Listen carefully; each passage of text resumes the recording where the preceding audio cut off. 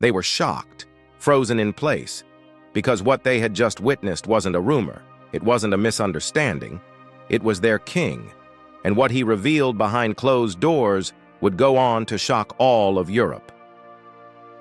His name was Ferdinand VII. To the world, he was a crowned monarch, protected by tradition, ceremony, and unquestioned authority. But behind palace walls, away from public eyes, there was another version of Ferdinand, one that disturbed everyone who came too close. This is not a story built on exaggeration. It is built on reactions, on witnesses who stood frozen, realizing they were seeing something they would never be able to unsee, and on a royal court that would soon understand a terrifying truth. When a king's private desires cross certain lines, silence becomes the only form of survival. From the outside, Ferdinand VII looked exactly like what Europe expected a king to be. He followed ceremony. He spoke of order, tradition, and morality. He presented himself as a defender of stability. There was nothing openly scandalous about him, and that normal appearance was precisely what made everything else so unsettling.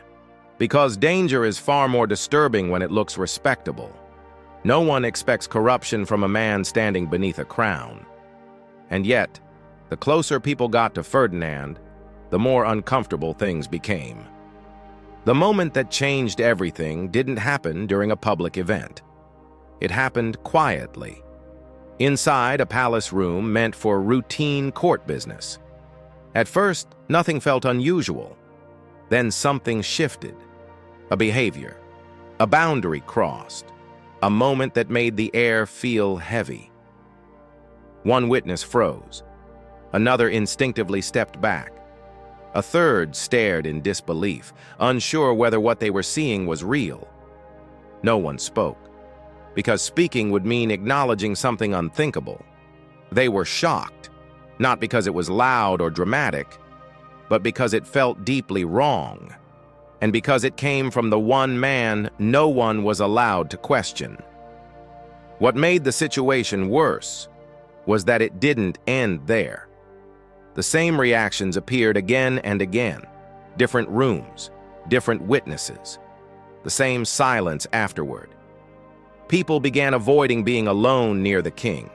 Some requested reassignment. Others stayed only in groups. Everyone learned to be careful.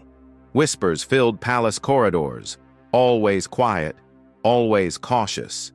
Everyone sensed something was wrong, but no one dared say it out loud. Because in a royal court, fear spreads faster than truth. Eventually, the court made a decision, without ever announcing it. Protect the crown, not the people, not the truth. Witnesses were discouraged from talking. Incidents were quietly dismissed. Uncomfortable moments were reframed as misunderstandings, because admitting the truth would mean admitting something impossible to control, that the king himself was the danger. So silence became policy, and that silence gave Ferdinand permission. But secrets never remain contained forever. Whispers slipped beyond palace walls. Foreign visitors noticed strange behavior. Diplomats sensed tension. Rumors crossed borders. At first, carefully worded, then less carefully. Soon, Ferdinand VII was being discussed far beyond Spain. Europe didn't need details. The reactions alone were enough. Europe was shocked, not only by what the rumors suggested, but by how long everyone had stayed silent. Despite everything, Ferdinand VII remained king. There was no public reckoning, no confession, no justice. History softened its language. Biographies avoided specifics. Official records stayed vague, but silence does not erase memory. Those who witnessed the king's private behavior carried that shock for the rest of their lives. And Europe remembered Ferdinand not as a great ruler, but as a warning, a reminder of what happens when power is never challenged. Return to that room. The heavy silence, the frozen expressions, the realization that no one was coming to intervene.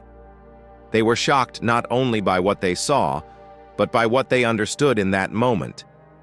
that a king could cross every boundary, and the world would still bow. And that is why this story still matters. Because history isn't only shaped by wars and victories. Sometimes it is shaped by the moments when people stood in silence, too shocked to speak,